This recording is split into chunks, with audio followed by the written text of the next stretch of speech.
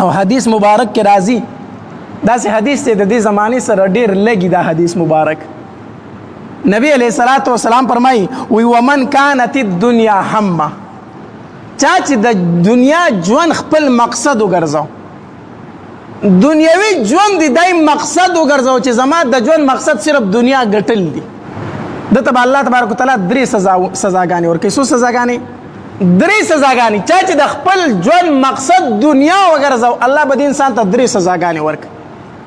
یو سزا نغد په دنیا کې دا ده چې نبی علیہ الصلوۃ والسلام فرمایي جعل الله فقره بین عینیه، الله تبارک وتعالی به د وړاندې غریبي ولیکي، بس د په قسمت کې به الله غریبي ولیکي.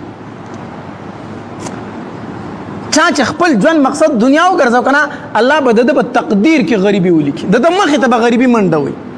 غریبي څه شی دی؟ دا نه دا سړی به ارپتی وي، ارپتی دی به کروڑپتی وي، خو د سره به ټول عمر دا غم یو دا ټینشن به وسري چې په دې کار کې به تاوان وکړم، کار مې ګټه ونه کړه، کار مې وړاندې لاندړو، کپنی مې ښه نه شوله، دکان مې ښه نه شو، روزګار مې ښه نه شو، دی به کروڑپتی وي خو د په ذهن کې به دقه یو خبره تاویږي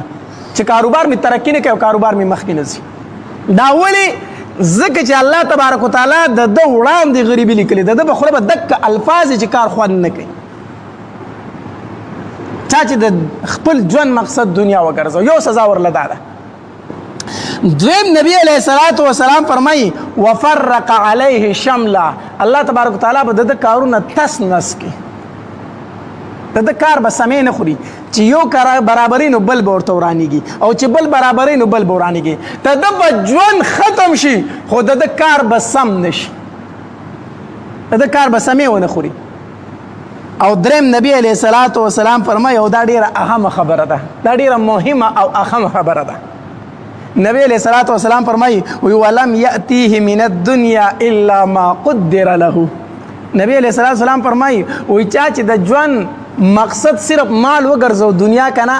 نو ځان ګناهګار کو، خود ته د دنیا نه سیوا نه ملایږي کم چې د تقدیر کې لیکل شوی، دته ملایږي اخ چې کم دل لیکل شوی ده،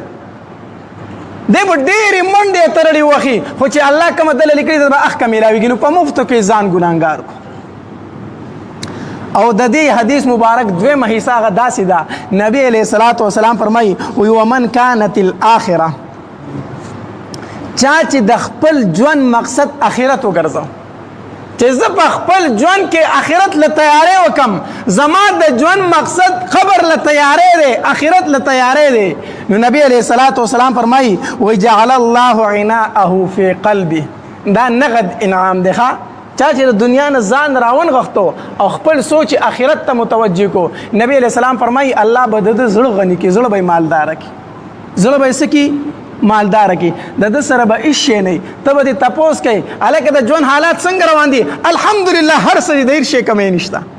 د هیڅ شی کمی نشته. دی بر چا مال ته نه زیریږي، دی بر چا بنگلو ته نه زیریږي، دی بر چا گاډو ته نه زیریږي، د سره چې سدي دی په پاغي باندې شکر وباسي، سبب په وباسي شکر. حدیث مبارک کې راځي کنه نبی علیہ الصلوۃ والسلام نه تاسو کړی شو وی د دنیا د ټولو نه غټه خوشحالي پس کې ده، نبی علیہ الصلوۃ والسلام فرمایلی دی وی الله چې څه درکړي په دې شکر ایستل، الله چې څه درکړي په دې باندې ایستل شکر ایستل، دا د ټولو نه غټه خوشحالي ده او راحت ده. په دنیا کې د ټولو نه ذلت او خفګان دا کم شی دی، نبی علیہ الصلوۃ والسلام او فرمایلی د بل سیس ته قتل، د بل د سیز ارزو کول او هغې ته کتل، چېرې دا زما وینو یعنې چې داسې زما وینو،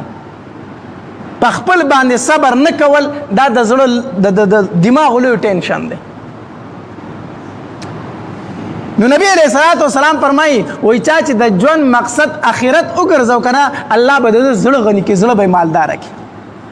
دویم نبی علیہ الصلوۃ والسلام فرمایي وجعل له شمله، الله تبارک وتعالی به د ټول کارونه سم کړي، ته د کارونه به الله تبارک وتعالی انتظام کوي. او دریم نبی علیہ الصلوۃ والسلام فرمایي وی واتته الدنیا وهي راغمه، الله بدل مال هم ورکی او دا مال بدته ذلیلی، د مال به حیثیت هم د سره نه، الله بوله مال هم ورکی، پیسې به یي خو د سره به د پیسې حیثیت نه، خپل ایمان به پسې نه خرڅوي، هغه به کم دولتي د هغې پیسو به څه خواني، د هغې مال به څه خواني چې ته پسې ځان د ایمان اخلاص کړي. مال خو هغه خوند کوي چې ستا سره ایمان هم شته، نیک عمل هم شته دی او مال در سره هم شته دی. نو نبی علیہ السلام فرمایي وایي څوک چې زړه په دنیا پورې نه لګي الله به له مال ورکړي او سره د ایمانه به ورکړي.